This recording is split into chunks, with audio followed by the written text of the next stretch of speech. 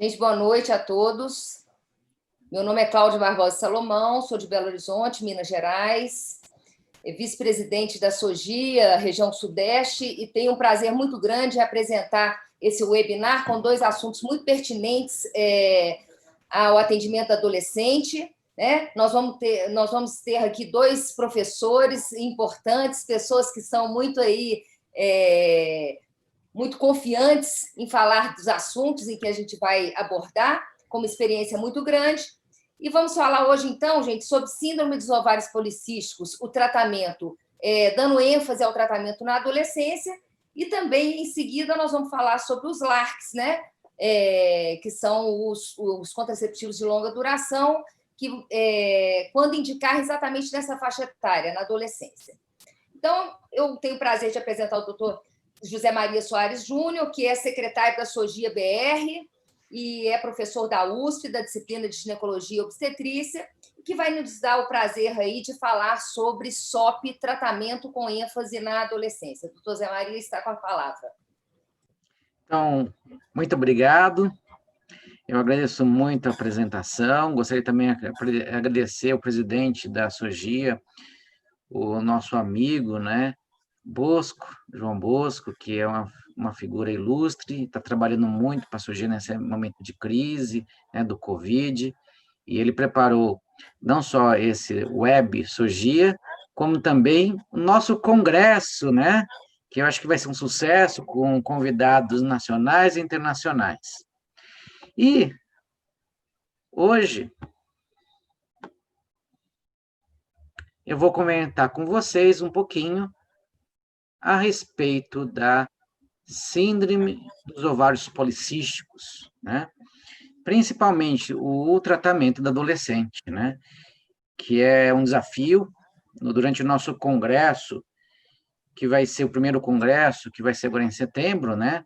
Eu vou conversar a respeito do diagnóstico, que é outra controvérsia, que várias entidades estão tentando resolver, e até hoje nós temos ainda algumas lacunas, principalmente com a diferença entre o ovário policístico e a imaturidade do eixo hipotalâmico pituitário ovariano. E voltando aqui no nosso tratamento, né, fazendo o diagnóstico de síndrome dos ovários policísticos na adolescência, nós temos várias estratégias de tratamento. A primeira, quando tiver dúvida ainda no diagnóstico, alguns colocam que deveria ter uma conduta mais expectante, ou seja, esperar passar até o primeiro, terceiro ano da menstruação, da menarca, até para que essa anovulação fique mais acentuada, mais pronunciada e mais característica. Agora, naquelas pacientes que já estão acima do peso, naquelas pacientes que são obesas, né? Ou até as adolescentes sedentárias, deve-se estimular para essas pacientes atividade física e uma alimentação nutricional adequada. Por quê? Mesmo que ela seja magra, mas se ela ganhar peso, ela piora a resistência insulínica e, com isso, piora a síndrome dos ovários policísticos. Mas até na paciente magra, isso também é um desafio, ela pode ter resistência insulínica. E nem sempre é fácil diagnosticar na adolescência. Quando aparecem manchas, né, principalmente em regiões de dobras, que a gente chama de acantose nígricans ou acantoses nigricans, é mais fácil, principalmente quando está na região do pescoço e região cervical. Mas quando isso não ocorre, os exames bioquímicos são muito ruins para a gente falar. Tanto que, quando a gente vai administrar metformina, a gente acaba administrando para quem tem intolerância à glicose. Por quê? Porque a gente não consegue realmente, na prática, às vezes, diagnosticar muito a resistência insulínica. Agora, para eu ter atividade física, para ter uma orientação nutricional adequada, eu, às vezes, preciso, principalmente naquela paciente com sobrepeso e obesa, um apoio psicológico. Por quê? Porque ela não está menstruando direito, então ela se sente menos feminina que as outras. E muitas, às vezes, têm os efeitos androgênicos. O aumento de acne, de pelo, ela se sente feia, autoestima baixa, e ela não consegue, às vezes, fazer uma dieta nutricional adequada, porque ela acaba comendo muito, muito, muito, para, com isso, compensar a parte psicológica. Então, se lá não tiver um apoio, ela não vai aderir nem à orientação nutricional e muito menos à atividade física. E veja, elas podem às vezes ter bullying, não só na escola, como também até nos namorados, companheiros, isso é um problema, principalmente no adolescente. Eu conto, às vezes, a história da Ursinha, né?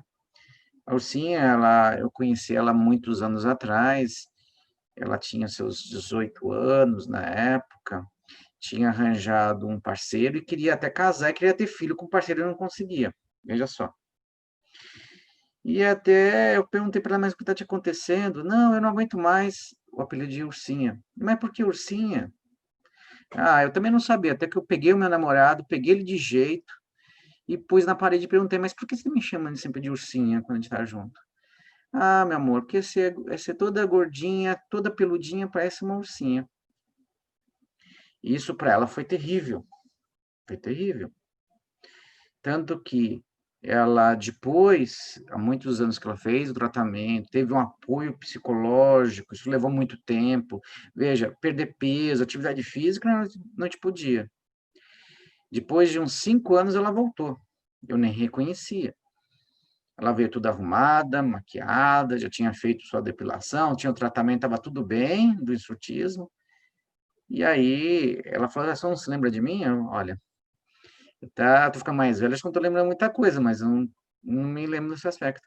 Não, doutor, eu comecei com o senhor, depois tive que mudar, mas aderi o que o senhor falou para mim e perdi o peso. Perdi até o que mais que o senhor tinha pedido. Se tiver 5 a 10%, eu perdi mais do que isso.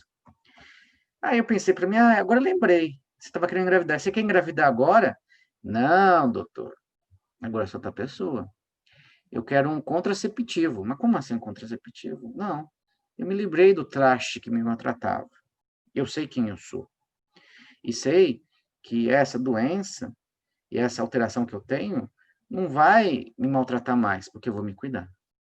E ela só vai aderir a esse tratamento com apoio psicológico. Começa com um médico que está junto dela. Então, esse é um exemplo que eu gosto de colocar, que foi um excelente sucesso.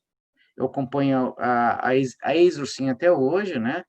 Hoje ela já passou alguns anos, ela já está com 31 anos, já teve a primeira gravidez dela, eu fiz o parto dela, e ela está muito bem, obrigada. Mas isso, se vocês não derem apoio, ela não consegue pegar e continuar com esse tratamento. Por isso que, além desse apoio, acompanhamento, às vezes multidisciplinar, é importante. Às vezes, essas pacientes desenvolvem dislipidemia, que é muito comum, diabetes, né? É mais comum depois o avançar da idade, mas hoje, com a obesidade já na infância, nós estamos vendo intolerância à glicose e até casos de diabetes. Então, isso é uma coisa que precisamos ficar sempre preocupados, hipertensão também nessas adolescentes. Ainda o percentual é pequeno comparado com a mulher mais velha, mas está ocorrendo. Por isso que essa estratégia de tratamento inicial vai ser fundamental para o resto de tudo que nós vamos conversar. E para isso, esses itens do apoio psicológico é fundamental. O automonitoramento, o controle do estresse, o estímulo, o autocontrole, a autoestima, resolução de problemas psíquicos da paciente e algo que é importante, que a gente deve, por isso que o diagnóstico vai ser fundamental, evitar o estigma em adolescente sem a SOP.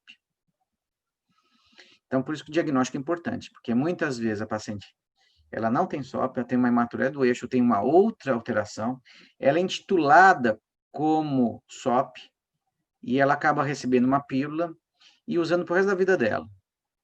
E quando ela vai querer engravidar lá para os seus 25, seus 30 anos ou até mais, às vezes ela não consegue. Não consegue porque ela pôs na cabeça que ela tem síndrome dos ovários policísticos e ela já viu na internet que ela não vai poder engravidar. Aí é um outro fator que é difícil o controle. Por isso que a adolescência é fundamental, o diagnóstico, a informação e o apoio psicológico. Bem, o que falam as sociedades, né? Porque tem muitos médicos que têm dificuldade de conduzir a paciente com ovário policístico, tem pacientes que são insatisfeitos pelo tratamento. Por isso, a Helena Tiede, que é uma ginecologista, ela é uma infertileuta, né, da Austrália, junto com vários outros profissionais, fizeram um consenso. Na verdade, foram diretrizes baseadas em evidências internacionais. Inclusive, nós tivemos a participação até de brasileiros nesse consenso e de outras figuras ilustres, como o professor Lobo, né? Rogério Lobo e o professor Ricardo Aziz, entre outros, né? E eles determinaram que o primeiro passo é tentar perder 5 a 10% do peso. Isso já leva a melhora clínica tanto no padrão menstrual e até com uma diminuição também do hipertiroidismo cutâneo. Só que eu sou a favor de que a paciente não pare só aí. Eu acho que a perda inicial é importante, a gente tem essa perda metabólica, mas a gente não sabe por que, depois de alguns anos, se a gente não fizer uma mudança e não continuar com a atividade física e chegar a um peso que seja ideal para o paciente, pode, às vezes, voltar de novo às características da síndrome. A qualidade de vida e a saúde também são dependentes dessa perda de peso, então a gente vê até que a adolescente, quando ela começa a perder peso, ela se sente mais estimulada para fazer atividade física e aderir ao tratamento. E tudo isso é importante com apoio psicológico e a redução calórica, né? Então, isso é importante. Ou seja, a gente vai tentar diminuir de 500, 700 quilocalorias por dia no sobrepeso e de 1.200 a 1.500 na obesa. Isso não é fácil. Não é fácil. Se a gente põe por base que no adulto, né, a gente come de 1.800 a 2.000 calorias por dia, né? O obeso, às vezes, come 3.000 a 5.000 calorias, né? Dependente do tipo. Se reduzir ele pela metade, ele vai ter fome. E se não tiver um apoio, ele volta tudo de novo. E o importante não é só reduzir caloria, eu tenho que fazer um balanço nutricional. Eu tenho que ter proteínas, eu preciso ter outros nutrientes, senão eu vou ter um desnutrido com o paciente. Então, por isso, eu recomendo encaminhar para um nutrólogo, uma nutricionista, para ter essa avaliação, para a gente ter um equilíbrio. E atividade física? Essa que pega, né? Às vezes a gente conversa com as pacientes, qual que é a sua atividade física? Ah, doutor, igual todo mundo nessa crise, eu faço Facebook, eu faço WhatsApp, e eu pego meus dedinhos e balanço para chuchu. Mas isso não é atividade física. E as pacientes, às vezes, elas acabam saindo na rua nessa época, mas antes também já não saíam. Se vocês perceberem muito, as crianças hoje, os adolescentes, não tem mais aquela atividade de esporte ou aquelas brincadeiras de rua. Hoje a gente cada vez mais vê a interação deles com a tecnologia, com a internet, com jogos. E isso está levando a essa mudança de comportamento, de estilo de vida, o sedentarismo. E para nossas pacientes que já têm um problema com SOP, isso é pior. Então, para essas pacientes que são sobrepeso e obesa, nós temos que fazer uma atividade física por semana, pelo menos 150 minutos. É bastante, né? Se pensar 150, seriam 3 vezes na semana, 50 minutos. E tem que ser atividade física moderada e intensa, senão ela não queima calorias. E alguns colocam, né, que você pode também, se ela não aguentar fazer 150, então faz 75 minutos por semana. Mas aí são atividades extenuantes. Qual que é o problema da extenuante? É você ter lesões musculares que às vezes a paciente não acaba não fazendo mais atividade no dia seguinte. Ela chega exausta em casa, chega quebrar, chega com dor, e aí ela acaba desistindo. Colocam também que para adolescentes, né, você teria o mínimo, mesmo aquela paciente que não seja obesa, pelo menos 60 minutos, né, de atividade intensa e vigorosa também, dividindo 3 vezes na semana. Agora, outros colocam tecnologia. Se a gente não consegue, às vezes, fazer uma atividade vigorosa numa academia, porque hoje está fechada, às vezes até a academia do prédio onde a paciente está não tem, então vamos fazer ela andar. Então, ela precisa andar pelo menos 1.000 passos a cada 30 minutos. Olha, eu peguei o reloginho que para marcar passo, é uma velocidade rápida para se dar esses 1.000 passos em 30 minutos, e não é fácil. Ou, se não, Se você não conseguir esses 1.000 passos, vocês podem tentar, às vezes, dividir por semana, mas se você quiser perder peso realmente, na vez de ser 1.000, você precisa ser 10.000 passos. 10.000 passos é como se estivesse correndo. E se não tiver um preparo anterior, uma adaptação, a lesão muscular pode ocorrer nesses pacientes. E notem, não é começar hoje e ter o resultado amanhã. Você tem uma adaptação fisiológica do seu corpo, isso vai levar pelo menos de 4 a 6 meses. Eu estava, inclusive, fazendo natação ano passado, né, por causa da atividade física. Quando eu comecei esse ano a começar a perder peso e ter a vantagem de natação e tudo, que eu estava chegando no desejável, parou com a epidemia. E quando você para, é pior. Você, além de recuperar todo aquele peso, você depois tem dificuldade para começar de novo. E esse é um problema com a atividade física e com adolescente. Agora, qual que é o problema disso tudo? E qual que é a vantagem da atividade física? Nós temos nas pacientes uma resistência insulínica, como eu falei para vocês já há muito tempo, alguns já leram também, que é um defeito. Esses pacientes com a obesidade têm um defeito no substrato 1 da tirosina. Esse substrato 1 é importantíssimo para o sinal da insulina intracelular. Ele que vai dar o comando que as vesículas de Clut4 vão para a superfície. Se não tiver essa sinalização, não vai. E se essas vesículas não vão para a superfície, não entra o açúcar. Se não entrar a glicose, o que acontece? O pâncreas vai responder, fala assim, puxa, está acontecendo alguma coisa errada, eu vou produzir mais insulina. E esse excesso de insulina vai ter repercussões no músculo, nos ovários e também no fígado. Isso que vai levar toda a complexidade da nossa síndrome. Que alguns colocam não só reprodutiva, mas também metabólica por causa disso.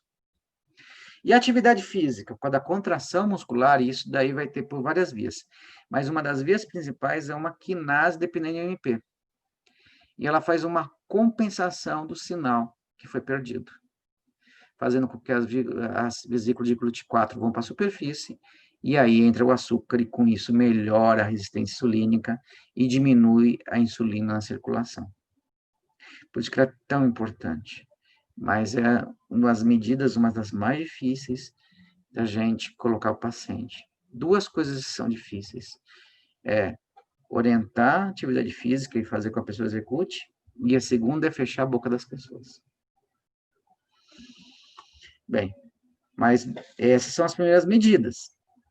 Mas se a paciente passou lá seus 4 meses, 6 meses, e ela não teve uma melhora, nem pequena, e ela ainda continua com ovulação crônica, nós temos riscos também, quando ela vier menstruar, às vezes tem um sangramento uterino anormal, às vezes volumoso, que não pode levar a fazer com que ela procure até um atendimento de urgência. E às vezes não é tão simples de você controlar esse sangramento. Então, a gente vai observar se ela tem ou não tem hiperandrogenismo.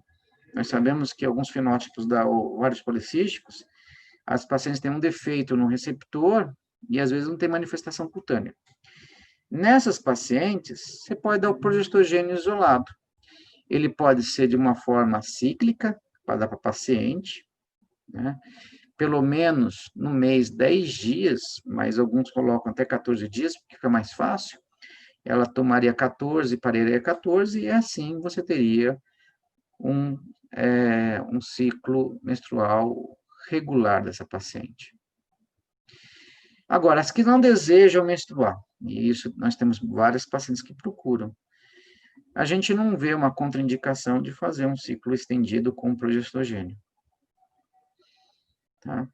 Agora, se a paciente tiver manifestação clínica, tiver hirsutismo, acne, não existe nada melhor que eu acrescentar o estrogênio, ou seja, a pílula combinada. E nós vamos conversar muito sobre essa colocação da pílula combinada, porque a gente tem não só os benefícios, mas também tem os riscos. E todo mundo sabe que mexe com contracepção, que a gente tem até os critérios de elegibilidade que devem ser aplicados também para o ovário policístico. Lembre-se que algumas pacientes podem ter obesidade, outras pacientes podem ter dislipidemia, podemos ter pacientes hipertensas e precisamos ter cuidado nossa prescrição de contraceptivos. Agora, se a paciente passou da adolescência, né, e ela deseja engravidar e não consegue, aí a gente vai estimular, mas não vai ser algo que a gente vai procurar na adolescência. A gente tende a orientar sempre para essa paciente a respeito da vida dela e o planejamento correto. Mesmo que ela chegue no seu consultório e fale que ela quer segurar o parceiro dela porque ela tem medo de ficar sozinha, você tem que ter cuidado, tem que conversar com ela o que vai ser a consequência de uma gravidez que não está sendo muito bem planejada, está vindo no desespero. Porque senão você acaba induzindo a ovulação, ela vai ter uma gravidez e talvez no meio da gravidez esse parceiro largue essa gestante. E aí nós vamos ter um problema sério no nosso consultório ou como médicos. Então, um cuidado importante que a gente deve ter com essa paciente. Agora, se a gente fala de pílula, né? Então, a paciente tem insutismo, o professor Geraldo fala muito bem, o professor Bacá também reforça. É a forma mais singela que nós temos de tratar o insutismo, mas a forma também mais eficiente. E é uma forma que o ginecologista acaba fazendo. E olha, e essa forma foi também agora junto com a Tid et al, né, a Helena Tid, foi colocado que é a primeira opção. Tanto que a gente deve esperar pelo menos 6 meses dessa pílula contraceptiva com estrogênio e progesterona antes de entrar com qualquer outro medicamento antiandrogênico. E por que disso? Porque a pílula ela diminui a LH. Ele diminui, assim, a produção androgênica no ovário. Ele aumenta o SHBG. Se ele aumenta o SHBG, eu vou ter uma fração livre de testosterona menor. Ele também atua diretamente na 5-alfa-redutase, que vai converter a testosterona na dihidrotestosterona. E essa realmente age no receptor mais intensamente. Sua afinidade é muito maior. Só que, se a gente quiser ter um efeito cosmético inicial, além da dosagem de estrogênio, né, a gente deve ter preocupação também com o tipo do progestogênio.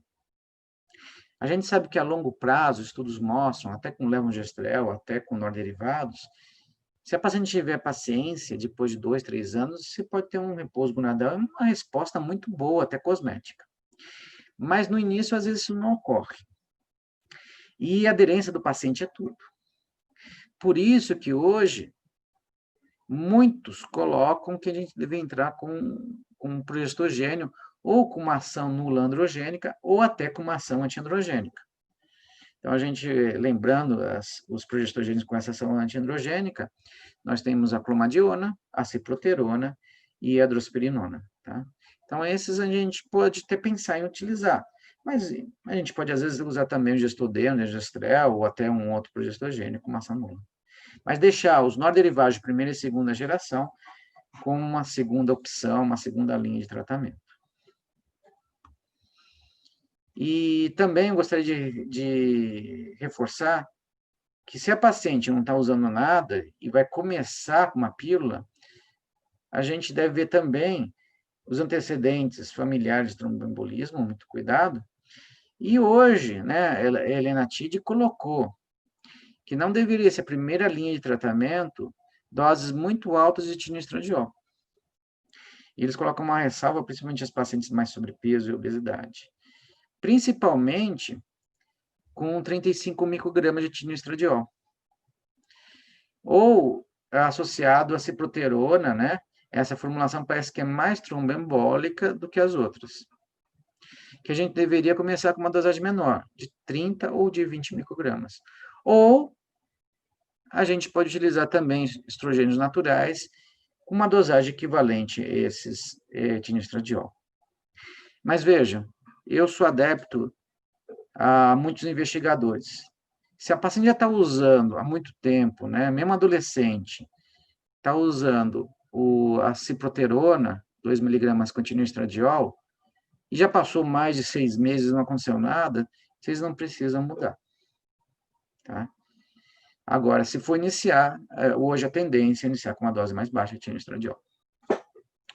Agora, eu queria lembrar vocês, né, Por que que o etinistradiol é importante? Por causa disso.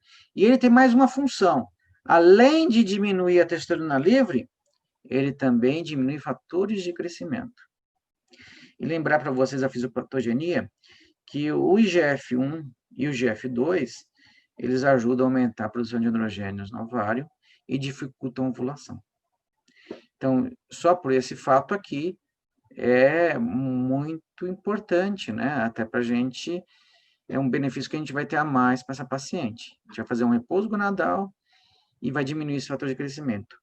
E uma outra coisa que também é importante, a gente fala muito do câncer endometrial, mas a gente vai ver isso mais para frente nas pacientes.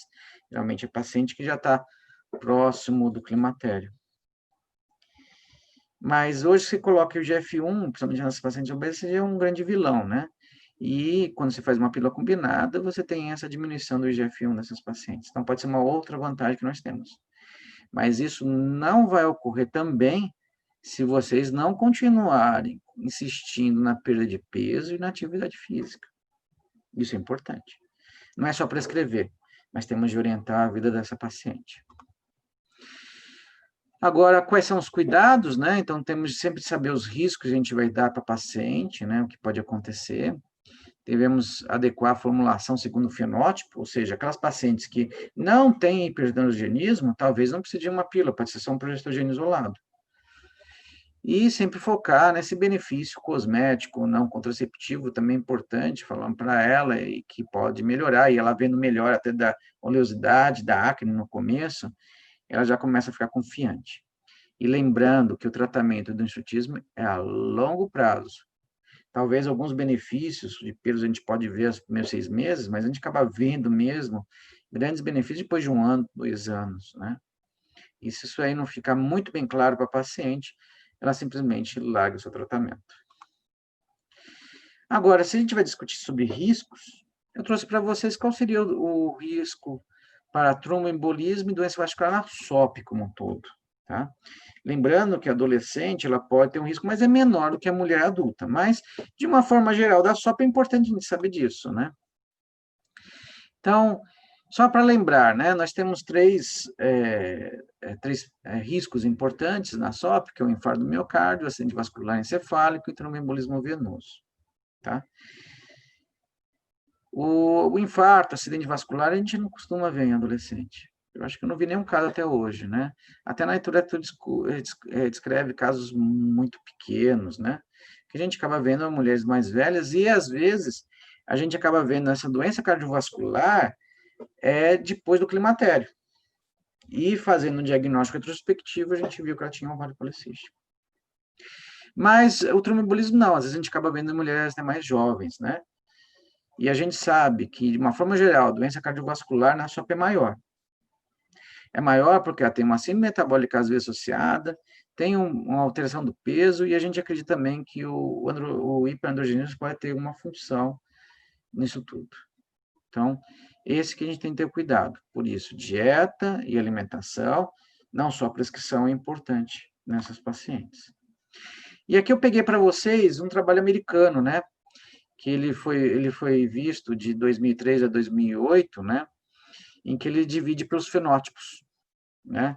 Então, temos o fenótipo A, que é o completo, temos o fenótipo P, que não tem as imagens do ovário policístico, mas tem hirsutismo e temos anovulação crônica. Temos C, que é o ovário policístico que ovula, que é uma outra interrogação da literatura, né? Porque ela tem hirsutismo, ela tem imagem do ovário policístico, mas acaba ovulando. E a D é aquela paciente que não tem o hiperandrogenismo.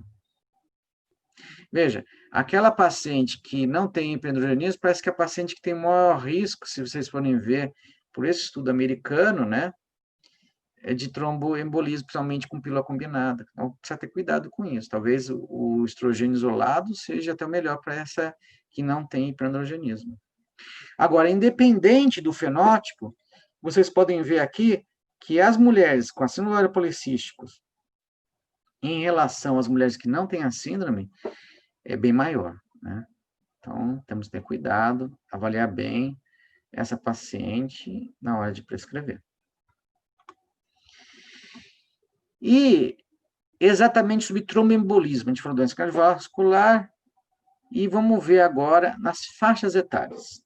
Como é que é essa faixa etária? Mostra aquele estudo americano, mas vejam, a gente fala muito de adolescente, isso aqui é voltado para adolescente. Então, eu separei em faixas etárias. Nós temos de 18 a 24 anos, pegando nosso adolescente, a mulher mais adulta, de 25 a 35 anos, e aquela que chegando próximo do climatério, acima dos 35 anos.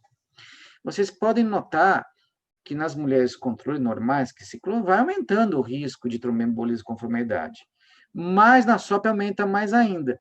E olhem que as mulheres adolescentes com SOP, elas têm um risco muito mais do que as mulheres sem a SOP. E se vocês pegarem em relação às mulheres mais jovens com SOP em relação às mulheres mais velhas sem a SOP, o risco ainda é maior nas adolescentes. Então, muito cuidado. Muito cuidado. Por isso que eu chamo a atenção. Vejam o peso da sua paciente. Vejam a circunferência abdominal. E a circunferência abdominal vai te medir esse risco cardiovascular. Põe uma fita no consultório. E não discute dessa parte. Porque senão a gente pode ter algo que não vai ser bom. E esse daí chama-se tromboembolismo. E aí eu separei também para vocês, né, de uma forma geral, outras doenças cardiometabólicas, né? O próprio risco da paciente de ovário policístico ter o diabetes tipo 2, coronariopatia e infarto. Então, você vê, só por ter SOP, hoje todo mundo concorda. Essa paciente é de risco para desenvolver diabetes no futuro. E junto com diabetes, nós temos, né, a destruição, a disfunção endotelial, que pode levar ao infarto do miocárdio através de uma coronariopatia, e que aumenta muito nessa população, de 7 vezes. Por isso, a oportunidade que nós temos de evitar isso no futuro da paciente é com o adolescente cuidando bem da dieta. E talvez a gente deveria começar já com a criança. Principalmente naquelas que a gente faz o parto e nasce com peso menor que o percentil 10 no final, ou até para a idade gestacional, e até aquelas pacientes macrossômicas. Orientar a mãe que elas precisam conversar com o pediatra a respeito do peso, inclusive na infância, pois senão vocês vão ter um problema muito sério. E aquelas adolescentes que chegam já com um peso aumentado e não estão acostumadas com atividade física, nem uma balança, uma dieta nutricional adequada, e muitas vezes os pais não conseguem acompanhar, é muito difícil também perder peso. Zé Maria, desculpa, 2 minutos, tá? Tá bom. Então, vamos correr aqui um pouquinho, que eu acho que eu falei demais, né, sobre essa parte. Então, vamos ver quais são os riscos do contraceptivo na SOP. Nós sabemos que a SOP, por si só, aumenta o fator de coagulação e ele altera a fibrinólise, tá? Mas lembre-se que a pílula contraceptiva vai aumentar todos esses fatores de coagulação e diminuindo alguns fatores que vai fazer com que diminua o risco de trombose, ou seja, ela é mais coagulante. Então, isso tem que ter em mente, né? Já temos um risco inerente da SOP e mais da pílula. E lembrar que esse risco, apesar de não ser tão mais alto do que a população, porque só por ser SOP, o risco dela é 1,5 vezes a população. Com a pílula, é 2 vezes. E é isso que a gente precisa ver essa paciente e combater principalmente as dislipidemias. Lembrar que a SOP também tem dislipidemia e a pílula pode agravar, isso você precisa investigar dessa paciente. E na escolha do progestogênio. Eu falei para todos vocês que, independente do progestogênio, vai melhorar com o tempo, mas as melhoras mais rápidas, em geral, são com aqueles que têm uma ação antiandrogênica. E eu trouxe para vocês, desses que têm ação antiandrogênica, né, quase todos eles vão diminuir o SHBG, vão aumentar o SHBG e diminuir a fração livre, como vocês podem ver. Tem alguns que tem todos eles têm uma ação hepática, né? Alguns, como eu falei, da ciproterona, que hoje não é primeira linha, mas pode ter uma ação mais rápida e ter uma ação eficaz, diminuir a fração livre. Lembrar também, como ele mexe no SHBG, também vai mexer com a fração livre, E essa é a recomendação que eu queria deixar para vocês. Se a gente tiver a utilizar o emprego de 20 a 30 microgramas de etileno estradiol. Deixar para a segunda linha, 35 e 2 miligramas. Mas se já está usando, não precisa mexer. Mas atenção especial, massa corpórea, dislipidemia e cuidado, se tiver hipertensão, vocês não vão prescrever pílula combinada. Não esqueçam dos critérios de libilidade. Vamos controlar e ver, depois a gente pode ver até a pílula. E ela é a primeira linha de tratamento, a pílula contraceptiva no insutismo. Lembrar da cantose, lembrar da circunferência abdominal e saber que se a gente escolher das pílulas todas, algumas pílulas podem até ter uma perda de peso, mas é muito discreto. E geralmente elas não vão ganhar tanto peso, mas desde que tenham um equilíbrio muito grande. Principalmente equilibrar atividade física e alimentação. Elas vão ter um efeito positivo em HDL, algumas delas, mas cuidado, elas também podem aumentar triglicérides. Isso não pode ser esquecido. E algumas formulações a gente vai ter impacto menor no peso, né? A clomadiona é uma delas, né? Que a gente tem até uma variação até negativa.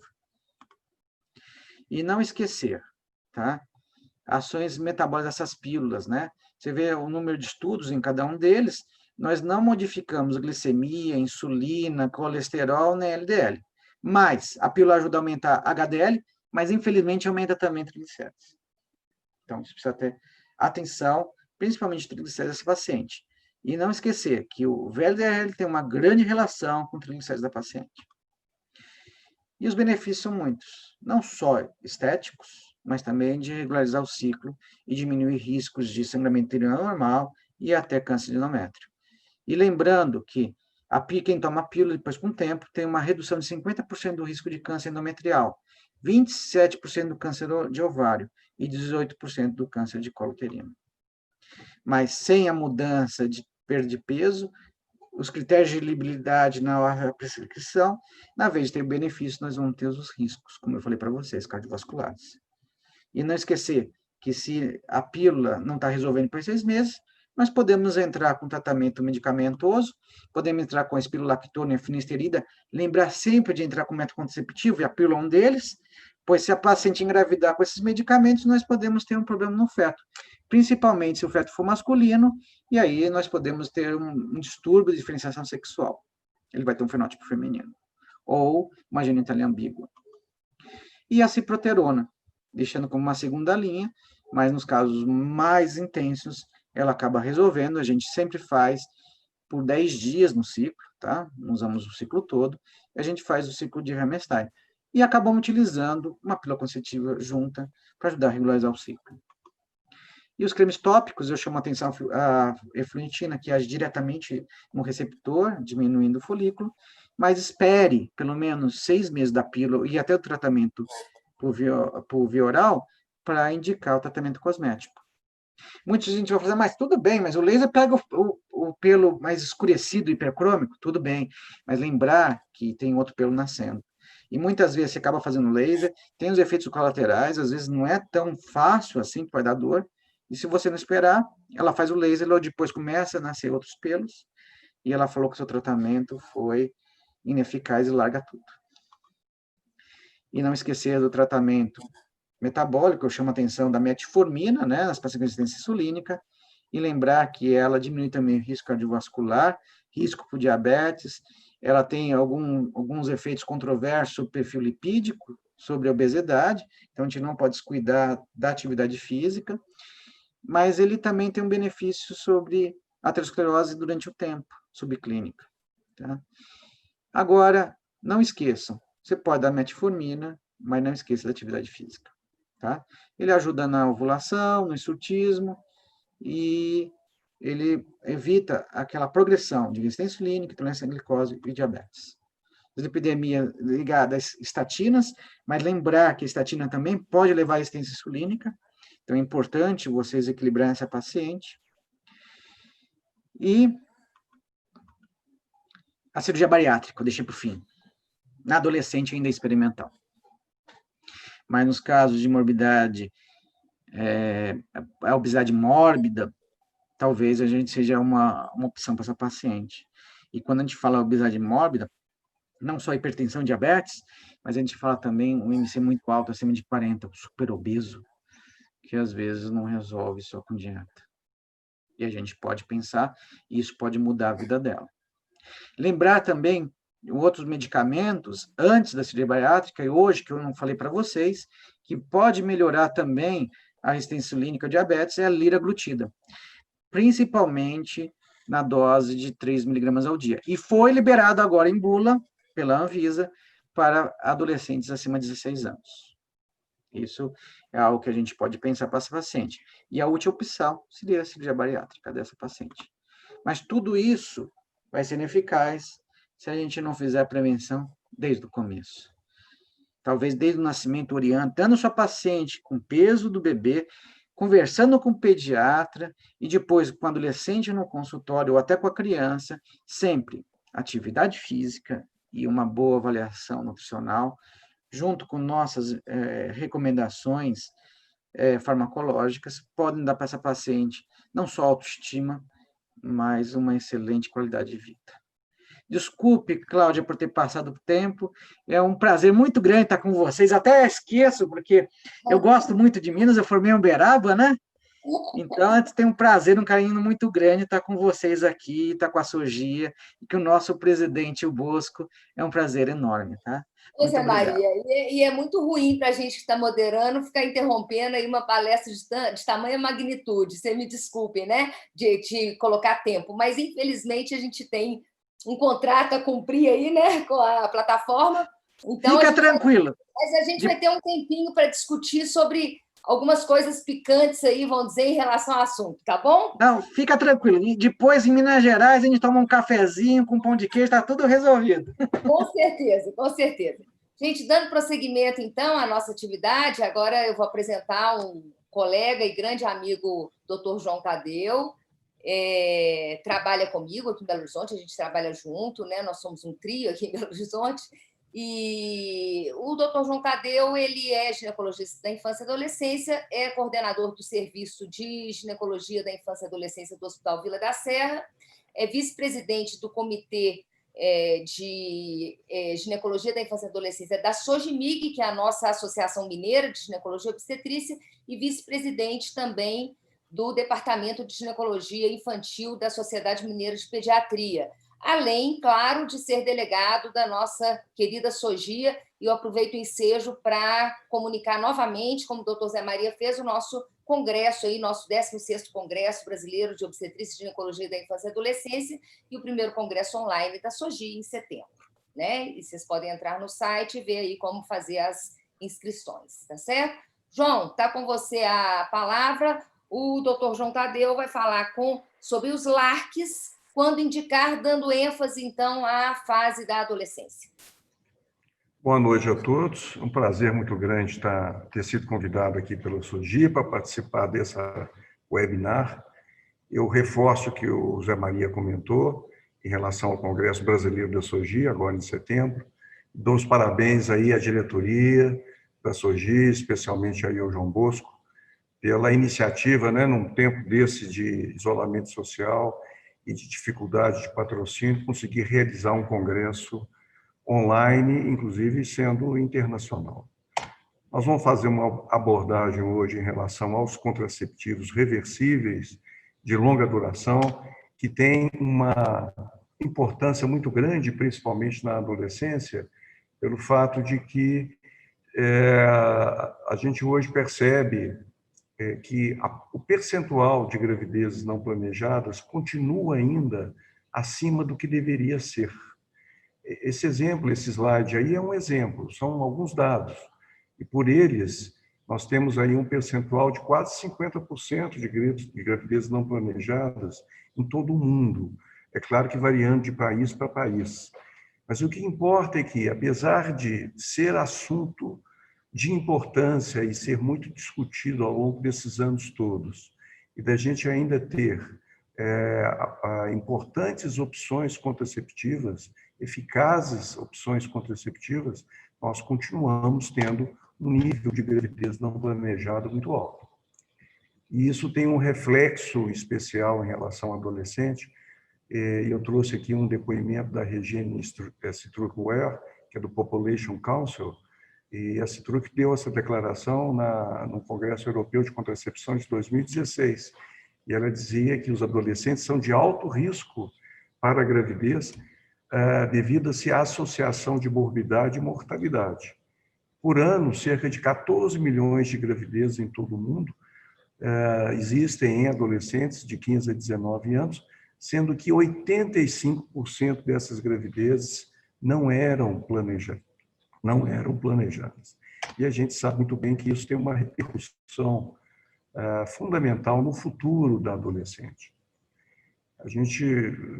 A literatura, as experiências individualizadas ao longo do mundo tentam, assim, várias iniciativas tentando sensibilizar os adolescentes em relação à importância de manter uma contracepção regular. Eu trouxe aqui o exemplo, isso é uma campanha que envolve aí o parceiro masculino e simulando aí esse parceiro com uma barriga, com o útero desenvolvido, simulando uma gravidez, tentando chamar a atenção exatamente que as gravidezes acontecem na adolescente, acontecem de uma maneira não esperada, não planejada, e que o parceiro masculino está também diretamente envolvido. Então, o que se quer é que um momento tão importante da vida do adolescente, que é esse momento de gravidez, de gerar uma nova vida, seja realmente um momento, um marco de felicidade, e não que seja um marco limitador em relação ao futuro, que é reservado para a adolescente que já engravidou. Dentro desse quadro, sem dúvida nenhuma, os LARCs são fundamentais. A literatura realça isso há muito tempo. Há uma tendência, há vários anos, de estimular o uso dos LARCs, principalmente em adolescentes, pensando exatamente na grande efetividade que eles têm e numa taxa de continuidade de uso do método também muito significativo. Aqui é um exemplo da Febrasgo, na publicação da Fêmina. Então, em 2016, a Febrasgo chegou a fazer essa publicação, gravidez não desejada, uso de LAR, que pode evitar mortes maternas e infantis. Foi uma matéria muito bem trabalhada, e, na sequência, a preocupação era tão grande em realmente valorizar e informar sobre os LARCs, que a própria Febrasgo publicou em 2016 esse documento, à esquerda, que é o de contracepção reversível de longa duração. Em 2017, reforçou a questão da anticoncepção para adolescentes nesse documento que está do lado direito da tela. O grande lance dos LARCs é que aqui não há o risco do esquecimento do uso do método anticonceptivo. Então, quando a gente vê o leque de opções contraceptivas, a gente percebe que os métodos são, teoricamente, muito seguros, mas a prática é diferente. Quem já não atendeu uma adolescente, e essa adolescente jurou de pé junto para a gente que usava de maneira regular a pílula, e a gente percebia claramente que não era assim. Então, a grande mudança que o LARC permite é, uma vez inserido, ele está lá. Então, independente da vontade da paciente, ele está exercendo a sua ação contraceptiva. Quais seriam as indicações, então? A principal é essa, ser um método extremamente efetivo e com uma taxa de continuidade de uso significativa. E lembrando que essas qualificações na adolescência fazem toda a diferença. Toda a diferença. Bom, além disso, pós-parto e pós-aborto, e aqui vale lembrar que este momento de pós-parto e pós-aborto é um momento excelente na adolescência para instituir um LARC. As adolescentes, de uma maneira geral, principalmente quando há a presença de comorbidades, né? Nós vimos aí o Zé Maria citando na SOP como é frequente poder existir comorbidades, né? Mesmo na adolescência. E em uma situação específica, mais fundamental, que é em usuários de drogas ilícitas, que seriam pacientes, que seriam adolescentes em que a disciplina para o uso regular do anticonceptivo não é uma disciplina confiável e seriam pacientes que, pelo uso de drogas, teriam consequências aí na geração de seus filhos.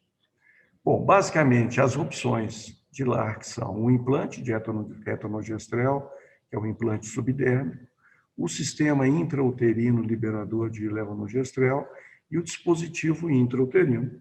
Nós vamos agora, até um pouco antes aqui, valorizar aí esse gráfico da Organização Mundial de Saúde. Esse gráfico é de 2006, é um gráfico antigo, é um gráfico muito conhecido, mas é um gráfico que mostra tudo que a gente quer entender em relação à segurança e efetividade dos LARCs. Então, quando a gente vê lá em cima as principais opções que refletem uma taxa de gravidez, uma falha do método anticonceptivo muito baixa, a gente enxerga lá o implante e o DIU no nível de segurança máxima. Quando a gente tenta usar como referência esses dois parâmetros, o uso correto, que seria o uso ideal, e o uso típico, que é o uso real do método. E a gente tem nesse gráfico a visualização de praticamente todas as opções contraceptivas. A gente percebe claramente a diferença entre a barra azul e a barra alaranjada, à medida que o método depende da disciplina da usuária. E o contrário, quando a gente observa aí no que está circundado, que seria a opção do uso de implante e de uso de DIU, a gente vê que o uso real se aproxima muito do uso ideal, né? Os resultados são resultados muito próximos. Existem receios, pessoal, né? A gente sabe que existem dificuldades na aceitação dos LARCs, existem receios tanto pelo lado dos profissionais médicos quanto das usuárias. Então, quando se vê aí os profissionais médicos, há dúvidas em relação à idade da adolescente para se iniciar a anticoncepção, há aquele questionamento tradicional do DIU associado a algum grau de infertilidade, há dúvida, há insegurança em relação ao conhecimento técnico que esse médico possui em relação aos métodos em si, né, do implante do CIU e do DIU, principalmente dos dois, o implante do CIU, porque são métodos mais recentes, a como que aconteceria a inserção de DIU e CIU em nulíparas, as técnicas de inserção e principalmente retirada do implante, o sangramento, que é um problema clínico frequente e limitador do uso, sem dúvida nenhuma, de LARC.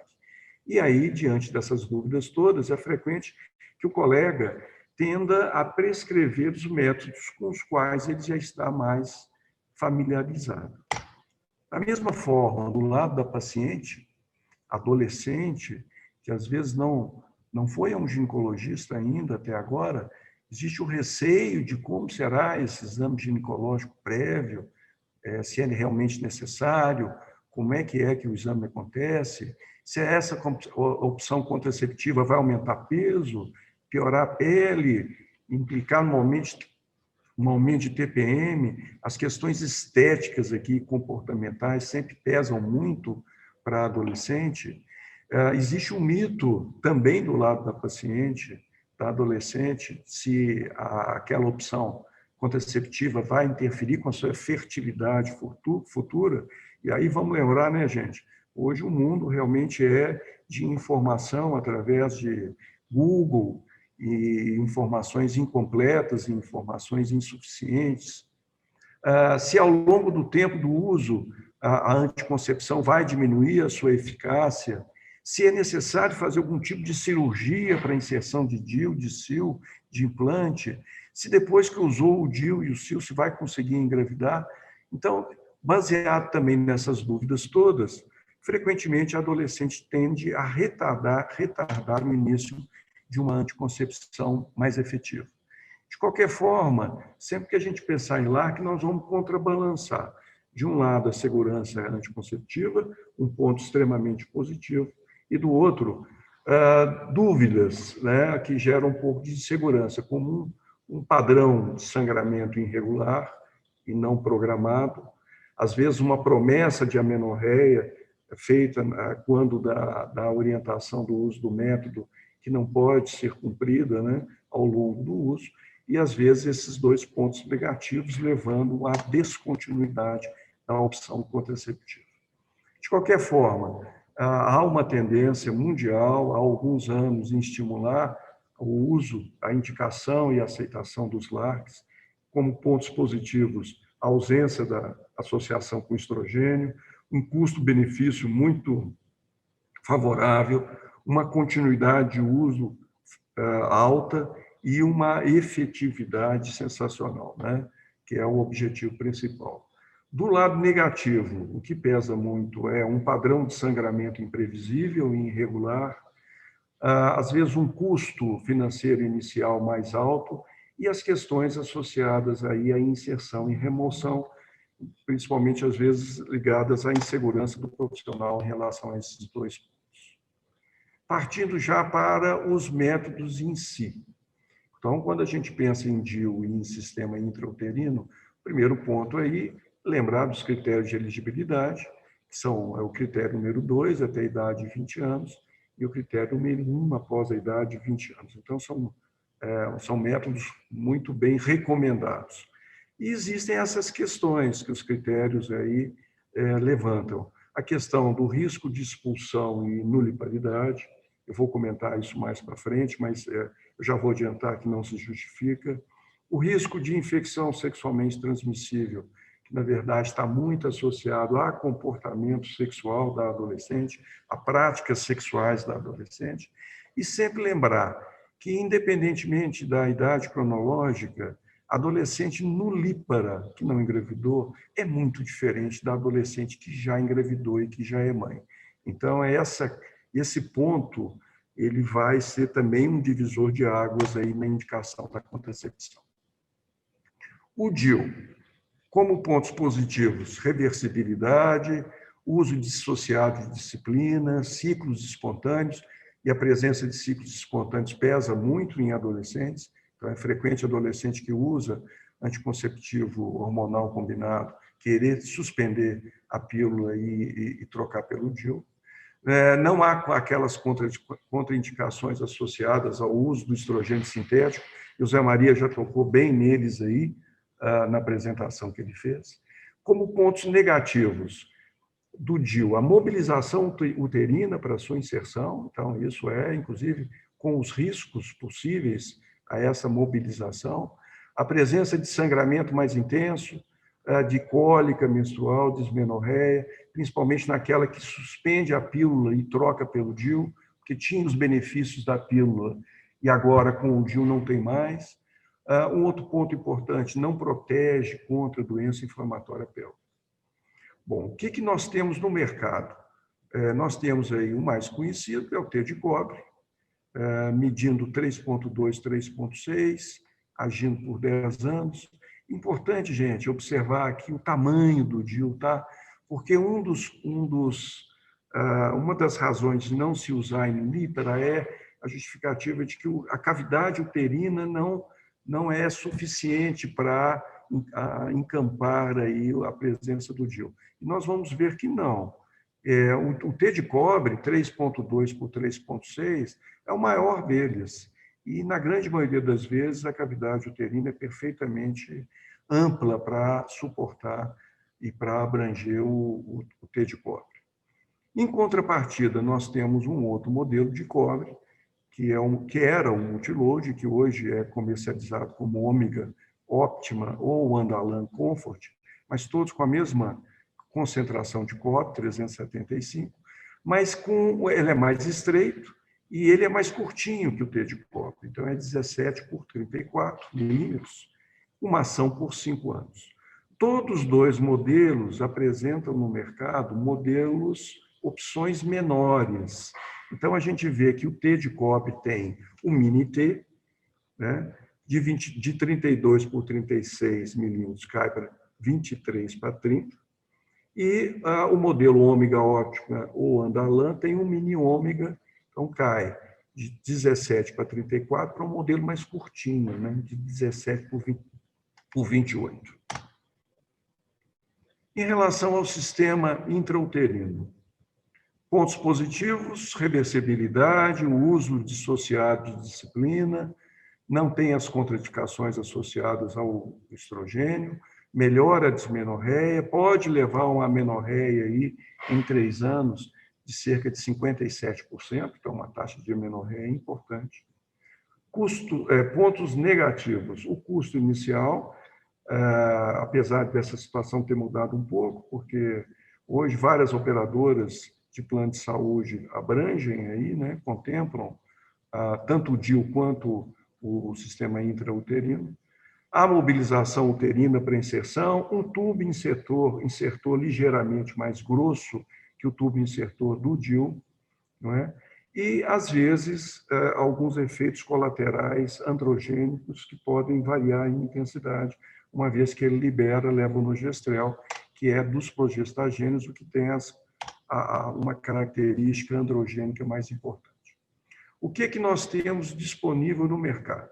Então, o que é o tradicional, o mais conhecido, é o Mirena, com 52 miligramas aí de levonorgestrel e um tamanho um pouquinho menor do que o DIU-T de cobre. Um insertor de 4,4 milímetros e uma ação por 5 anos. Este ano, nós tivemos aí a liberação no mercado do Cailina, que já existia na Europa e nos Estados Unidos há algum tempo. Então, ele apresenta uma concentração de levonorgestrel menor, 19,5. Ele é menor do que o Mirena, então 28 por 30. Tem um insertor mais estreito e faz uma diferença, porque o insertor do Mirena era 4,4 e agora esse é de 3,8. Age também por 5 anos e foi aprovado pelo FDA para nulíparas para contracepção, ok? Então, esses são os 2 modelos que nós temos no mercado brasileiro. E aí, voltando àquele ponto, quando a gente vê aí a imagem do DIU, a imagem da cavidade uterina, a gente percebe que é uma cavidade perfeitamente capaz de receber aí tanto o T de cobre, quanto o Mirena, como o Cailina, ok? Muito bem, então vamos aí para uma questão clínica importante, que é a questão DIU, SIU, sangramento e cólica. Então, aquele sangramento pós-inserção, essa revisão do UpToDate, com a revisão agora finalizada em julho de 2020, mostra, na sua grande maioria, aí, a indicação do ibuprofeno, 400 miligramas de 8 a 8 horas por 10 dias. Então, talvez fosse a principal solução aí para tentar controlar o sangramento nessa situação, com a opção do uso do ácido tranexâmico. Só que o ácido tranexâmico a gente tem que estar atento, tem um período de utilização limitado aí até mais ou menos 7 dias. Para sangramentos posteriores a 3 meses, anti-inflamatórios não esteroides, aí as opções do ibuprofeno, naproxeno, diclofenaco. No caso do sistema intrauterino, seria a associação de um desses anti-inflamatórios não esteroides com uma pílula contraceptiva combinada, ou então o uso da noretisterona, 0,35 miligramas ao dia, de 1 a 3 meses. Então, essas são opções que, na prática, controlam bem a questão do sangramento pós-inserção de DIU e de sistema intrauterino.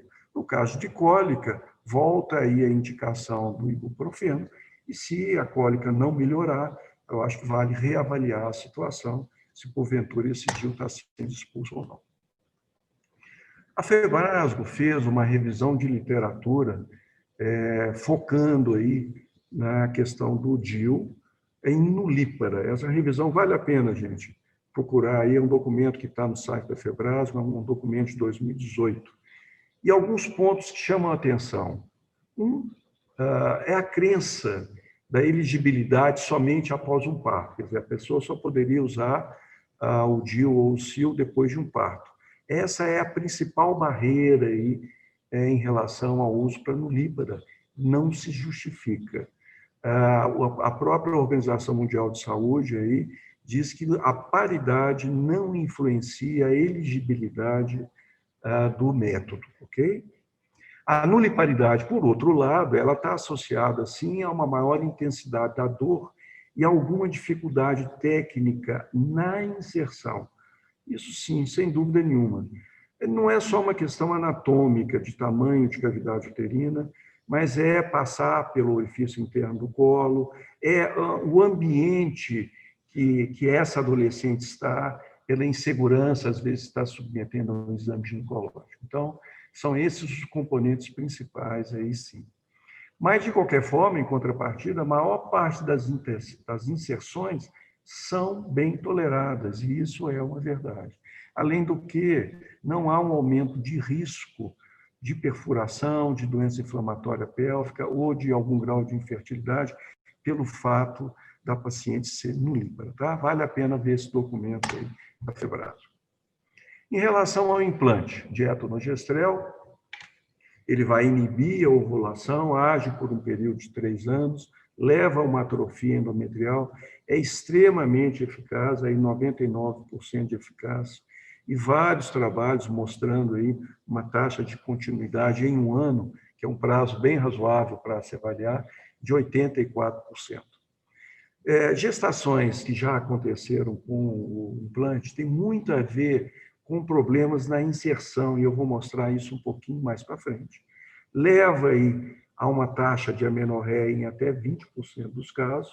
Então, na maior parte das vezes, os pacientes continuam com algum grau de sangramento, um padrão irregular, e não há, isso é um ponto muito importante, redução na densidade mineral óssea. Então, é um produto seguro para se usar na adolescência. Até um determinado tempo atrás, o aplicador, o insertor do implante era esse aí. E na hora da inserção, nesse quadro aí à direita, era necessário inclinar o insertor, fazer um determinado ângulo em relação à pele, e nesse mesmo movimento podia acontecer a perda do implante. O implante caía do insertor e o colega não percebia, achava que tinha inserido e, na verdade, não tinha. Então, essa situação mudou muito com o Implanon NXT, que é o que existe hoje no mercado. Então, ele apresenta a mesma quantidade de etonogestrel, mas o insertor mudou completamente.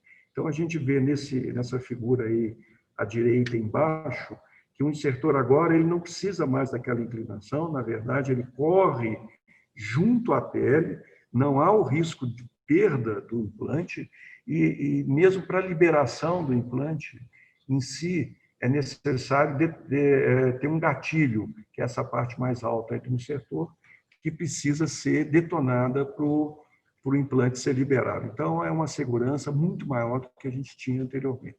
Além do que, a gente vê nessa figura à esquerda, ele agora o implante em si é radiopaco.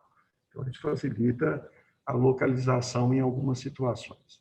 A inserção é no mesmo lugar, 8 a 10 centímetros aí do cotovelo, e hoje a recomendação é que se faça a inserção em cima do músculo tríceps e não no sulco entre o bíceps e o tríceps. Bom, aí chegamos à questão que pega do implante, que é a questão do sangramento. O ponto principal é a orientação prévia. Então, assim, eu acredito sinceramente que a paciente, principalmente a adolescente, tem que ser bem orientada, que ela vai ter um padrão de sangramento provavelmente irregular, ela não vai saber exatamente quando vai sangrar, quando vai apresentar o sangramento, mas que esse sangramento não tem relação com a proteção anticonceptiva.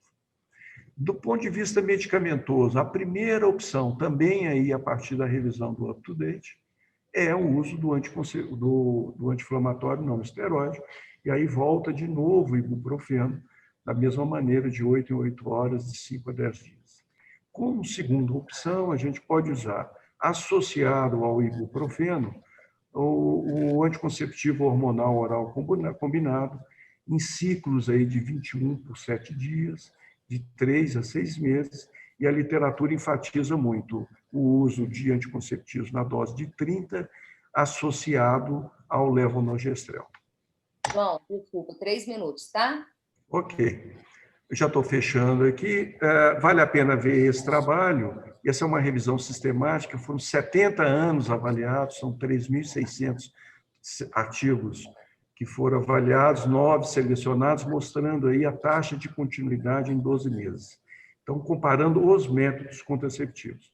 Então, a gente vê que DIU e implante tem uma taxa de continuidade em 12 meses muito semelhante e muito superior à das outras opções contraceptivas. Então, isso fala muito a favor em relação à segurança nas adolescentes. E nessa idade, né, tanto a Academia Americana de Pediatras quanto o Colégio Americano de Ginecologistas e Obstetras apoiam e estimulam a indicação de LARCs para adolescentes.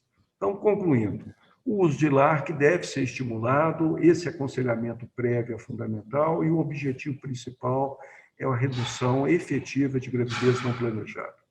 Há um baixo índice de falha, uma alta taxa de continuidade, poucas indicações e não poucas contraindicações, né, gente? Muitas indicações, poucas contraindicações e as que existem não associadas à presença do estrogênio, algumas barreiras, como o mitos, e aí principalmente ligado ao DIU, e uma barreira real, que é o padrão de sangramento que é disponibilizado.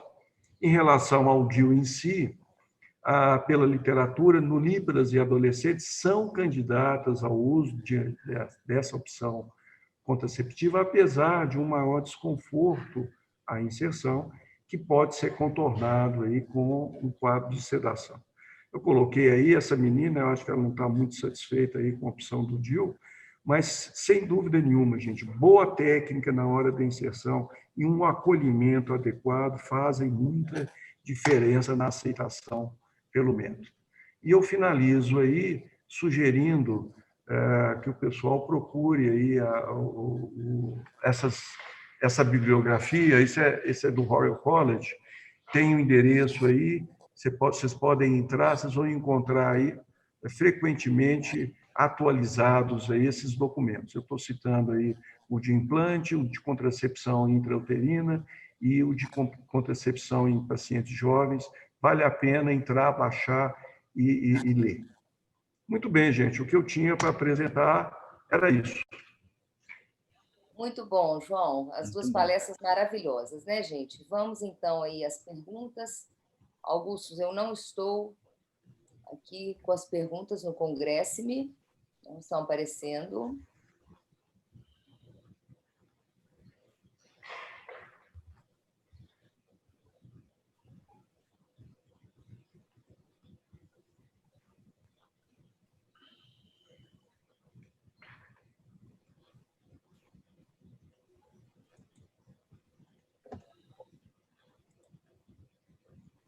Alô, alô?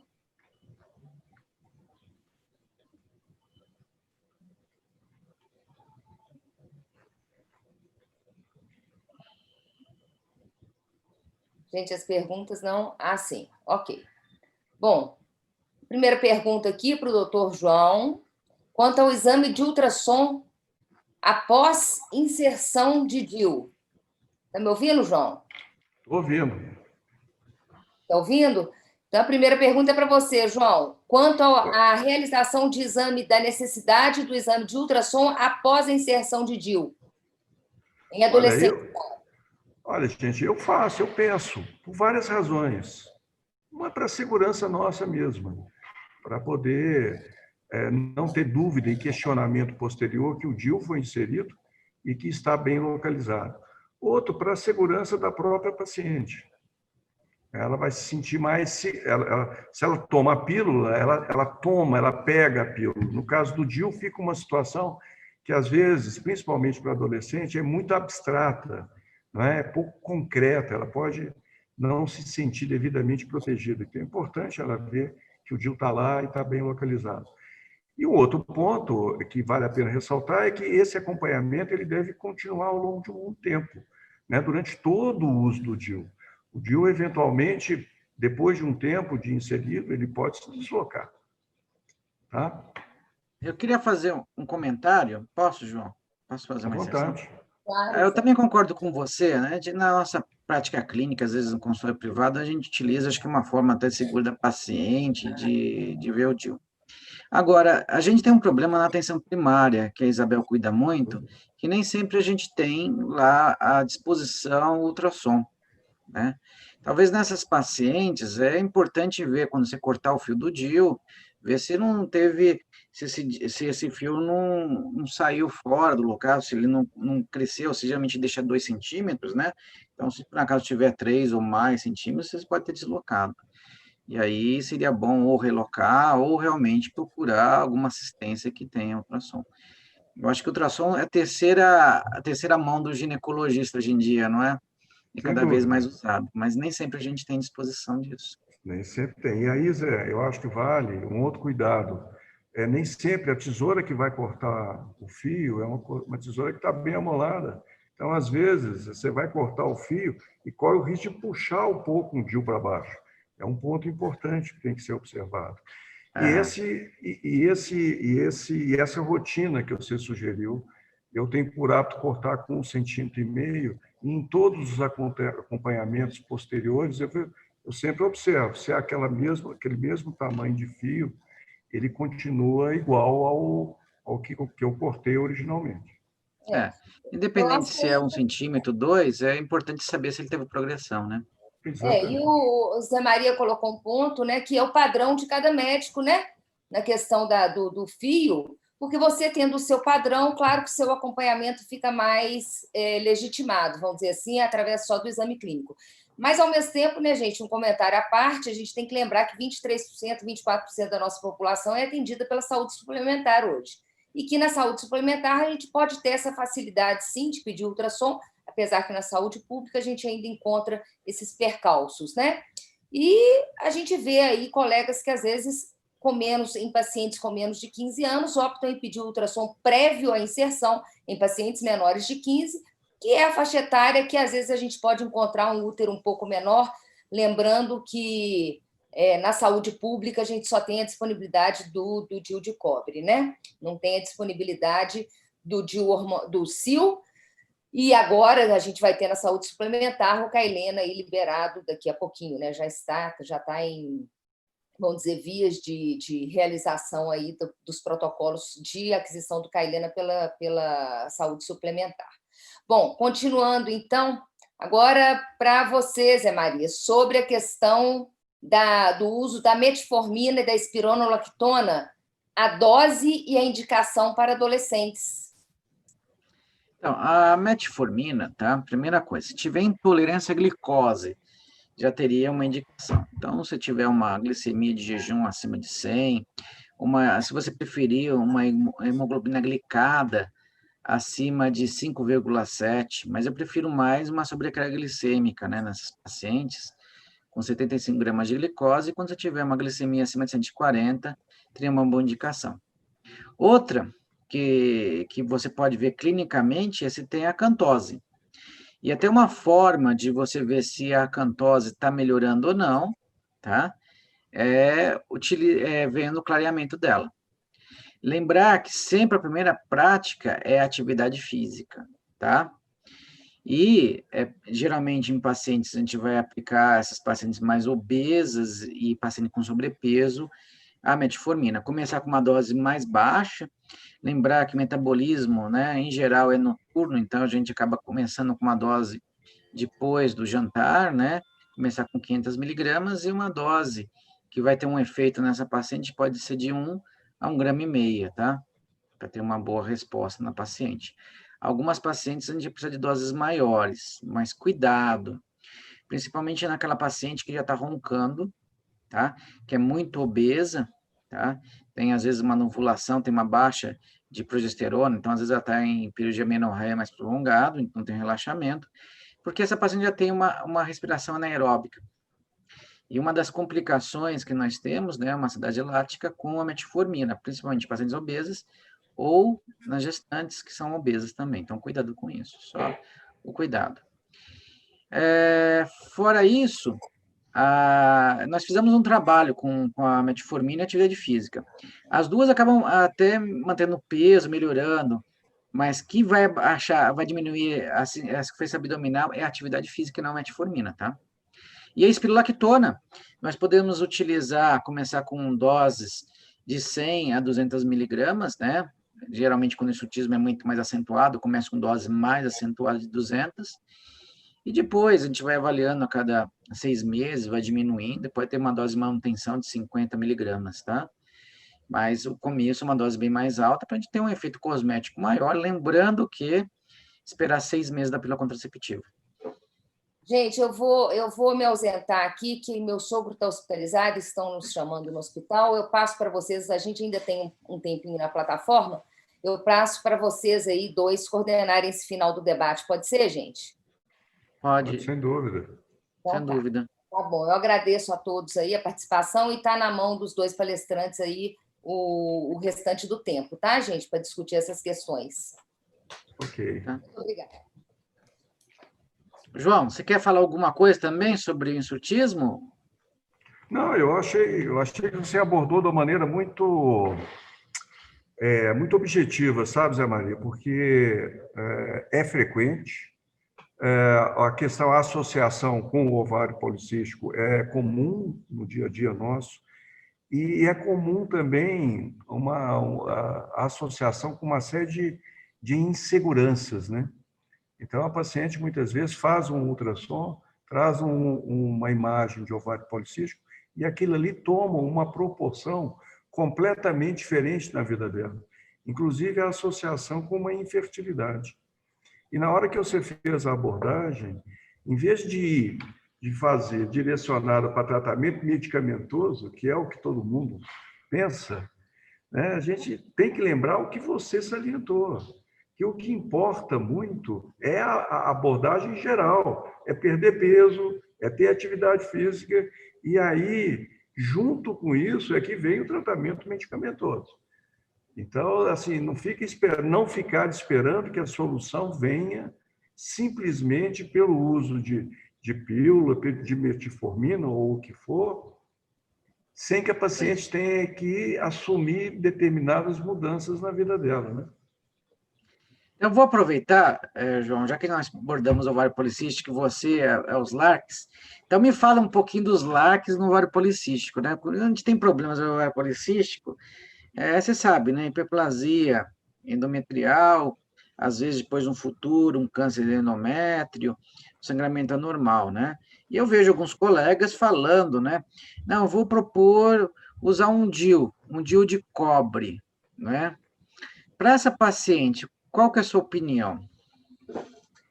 Não, eu acho o seguinte, olha, eu fico pensando, uma paciente com essas complicações que você citou, hipertensa, principalmente naquela paciente obesa, na paciente que tem uma hipertrofia endometrial, porque entra num ciclo, num ritmo totalmente anovulatório. Eu acho que seria muito interessante para essa paciente, apesar de ainda adolescente, né, ela ter uma atrofia endometrial. Então, aí o uso do implante e o uso do sistema intrauterino, eu acho que seriam bem proveitosos, bem indicados. Agora, o uso do DIU em si, o DIU não vai interferir com esse lado, o DIU não vai interferir com o funcionamento ovariano, ele vai contribuir com a ação contraceptiva dele.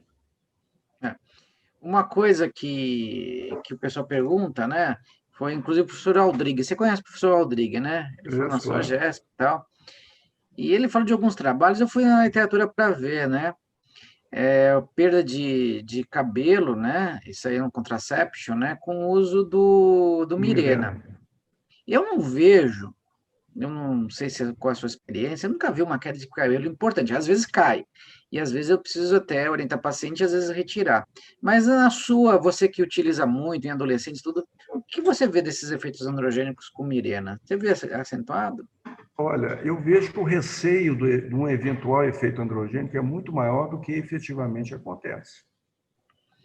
E o que eu vejo, ah, o que eu percebo, na verdade, é que a queixa frequentemente está associada à não ação mais de uma pílula com ação antiandrogênica que a paciente tinha, do que efetivamente por uma ação androgênica do levonorgestrel do CIU, do sistema intrauterino. Então, assim, não é comum eu retirar CIUs porque houve uma ação androgênica importante por ele.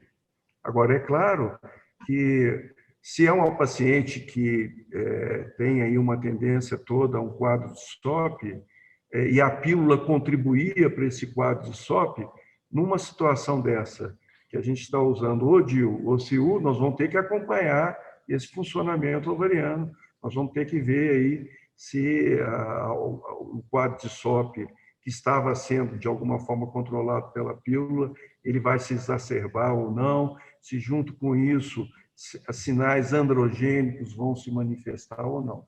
O implante, ele, principalmente nos 2 primeiros anos, ele vai inibir a ovulação.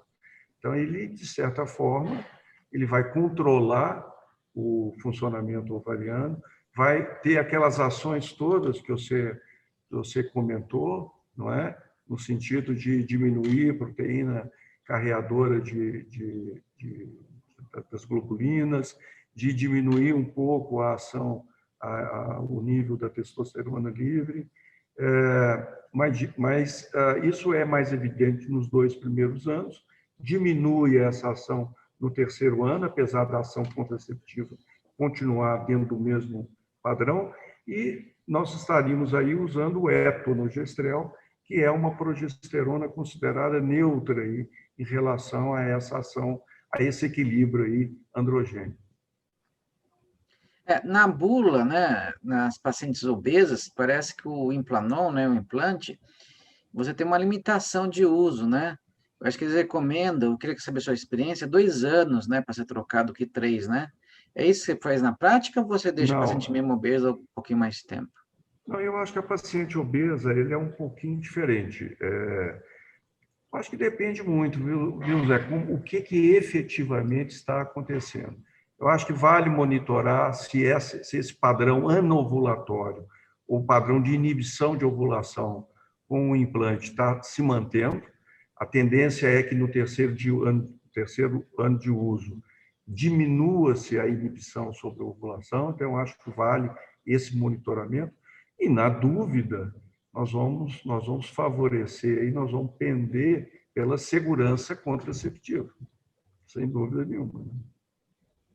E falando de DIU, já que a gente aproveitou, né, é mais raro, mas às vezes acontece, né, mioma, né, e às vezes endometriose em adolescente, né, mas quando ocorre, a gente sabe que quanto mais a gente mexe cirurgicamente nas pacientes, a gente pode comprometer também o futuro delas, né, formando uma outra infertilidade peritoneal. E aí, você acha que nesse caso o Mirena pode ser uma boa alternativa para essas pacientes, para quem tiver dor ou sangramento? Eu acho, principalmente no caso de endometriose. Quer dizer, a miomatose é uma situação que não é tão frequente assim em adolescente.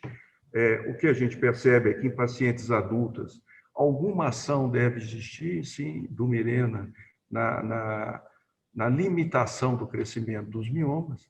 Agora, pensando do lado da endometriose, que é mais frequente do que a miomatose em adolescente, e que é uma alteração que efetivamente tem uma sintomatologia mais efetiva e mais limitante, principalmente, eu acho que vale a pena, acho que é indicado. Você vai contrabalançar aí com outras opções, né? De qualquer forma, se você entrar com a pílula combinada, em regime estendido, você está favorecendo também a atrofia desse foco endometriótico e uma sintomatologia clínica menos intensa. E tive um caso, né, de uma adolescente que ela pôs um DIU, né, e ela trocou de namorado e acabou pegando, né, uma clamídia. E ela foi direto para o pronto-socorro e o pessoal tirou o DIU. né? Queria saber a sua visão. Você acha que retirar o DIU tem de ser obrigatório ou o tratamento pode ser o suficiente? Olha, o que eu acho que a literatura fala hoje é que não é obrigatório, tá? Simplesmente você ter um diagnóstico de uma gonococcina ou da presença da clamídia com o DIU, no primeiro momento você vai executar realmente o tratamento. Você vai fazer o tratamento tradicional do quadro infeccioso, mantém o DIU e a paciente estando clinicamente estável e principalmente sem apresentar uma evidência de doença inflamatória pélvica, o DIU continua, fica lá direitinho. Essa situação de retirar, teve um diagnóstico de clamídia, e a primeira coisa é retirar o DIU, pensando que a presença dele vai agravar, eu acho que não é o ideal, sabe? Eu faria exatamente o contrário, esperaria agora. É claro que você vai avaliar clinicamente como o paciente está e o que vai ser um diferencial na manutenção ou não do DIU seriam 2 pontos. Primeiro, uma evidência clínica de doença inflamatória pélvica e segundo, se após instituído o tratamento a paciente não melhora. Então, se depois de 48 horas ela não apresentou melhora do quadro clínico, aí você tira o DIU, mantém o tratamento anti-infeccioso, mas aí sim, tem indicação para retirada do DIU. E aquela paciente que chega com você lá no seu consultório adolescente, aí você chegou, você viu que o útero é menorzinho, o colo está mais difícil. Você tem alguma dica para dar para fazer alguma anestesia, alguma dilatação, algum uso de medicamento? Ou a gente deve realmente fazer ela sob narcose no hospital? Qual que é a sua orientação para o nosso público que está assistindo aí? Dá sua dica aí. Olha, eu vou falar, então eu vou falar que deve ter uns 2 anos, seguramente 2 anos, que eu não faço nenhuma inserção de DIU em bloco cirúrgico. Então, as inserções todas eu realizo em consultório. E acho que a chave principal é despender o tempo necessário para conversar com a paciente, principalmente com o adolescente. Acho que esse que é o grande diferencial, porque eu acho que, do ponto de vista anatômico, salvo algumas exceções, o útero ele é perfeitamente capaz de receber o DIU. A passagem pelo orifício interno geralmente leva a algum tipo de incômodo, e se a paciente estiver preparada para esse incômodo, é mais fácil dela suportar e deixar a inserção acontecer. Então, eu acredito, sinceramente, que o grande diferencial é a paciente se sentir segura para a inserção, estar ciente do que está acontecendo e ter tido suas dúvidas todas esclarecidas. Primeiro ponto. Segundo, é realmente o ambiente, tá? Um ambiente que você tem um bom relacionamento com ela. Chegar uma paciente que nunca me viu, que eu nunca vi, nós não tivemos oportunidade de conversar, me entrega um DIU e fala assim, olha, eu vim para inserir o DIU, eu acho que é uma situação completamente diferente daquela que eu já tenho algum grau de relacionamento e que algum grau de confiança de relação médico-paciente foi efetivamente instituído. Eu não faço bloqueio paracervical, eu costumo fazer um ponto anestésico onde a pinça vai tracionar o DIU. Eu acho fundamental a identificação da posição do DIU. Então, assim, DIUs, principal, da posição do útero, a tração do útero para alinhar a cavidade com o colo também faz muita diferença. E um outro detalhe, Zé, eu vou até onde a paciente permite. Eu não vou insistir se eu perceber que ela está muito ansiosa ou se eu perceber que realmente ela está incomodada. Com isso, eu realmente, assim, nos últimos 2 anos, com certeza, não tive inserção em bloco e consegui inserir a totalidade dos dispositivos na primeira tentativa e acho que funciona bem. Você vê, né? Importante a gente frisar que a relação médico-paciente é tão importante, tanto para a nossa conduta inicial na ovário policístico, a dieta, como na colocação do DIU. A gente precisa conhecer a paciente. Isso acho que é fundamental. Da mesma forma, como é que você institui essa mudança de hábito para adolescente em relação à alimentação, à perda de peso, à atividade física regular, se não existir uma relação médico-paciente bem constituída? E eu acho que, nesse ponto, é a limitação da telemedicina. Por mais que a gente desenvolva equipamentos, essa relação de você estar na frente, olhando para a paciente, conhecendo a paciente, é fundamental, até no exame físico depois, e a complementação, e ela aderir, realmente confiar em você. E a telemedicina tem suas vantagens, ela pode até auxiliar em alguns pontos, mas não vai substituir por enquanto, eu acho, na minha ótica, nosso dia a dia, como ginecologista. Ela complementa, né? É uma complementação, é. Ela pode ajudar de você discutir um exame, né, que foi feito, ou uma dúvida que ela teve, mas não substituir a nossa consulta do dia a dia, viu? Eu acho que é isso que é um ponto que talvez vai ficar. João Tadeu, temos mais tempo ou acabou já? Já são 8h37, né? Eu não sei, é o tempo que nós temos aí com a webinar, né, que está liberado aí para o evento. Eu acho que é muito bom, viu, estar com você aqui, mas eu acho que se a gente não terminar aqui, o João vai puxar nosso pescoço, né? Eu acho que tem chance disso. E já excedemos disso. Aqui, agora já tive a mensagem, tá? Então, eu gostaria de primeiro agradecer, né? Eu acho que sua aula foi excepcional. Você é um grande membro da SOGIA, uma pessoa que eu sempre tive orgulho de assistir suas aulas, aprendi muito e aprendo ainda muito com você. E é uma alegria muito grande estar aqui com você aqui nesse Web SOGIA. Zé Maria, você é uma pessoa que eu admiro muito, não é uma rasgação de seda aqui não, mas sempre admirei. E eu queria, através de você, parabenizar as ações que a SOGIA tem feito, a realização desses webinars, o congresso virtual que vai ser realizado, que eu acho que vai ser um marco aí nas atividades futuras da SOGIA. Então, você está de parabéns.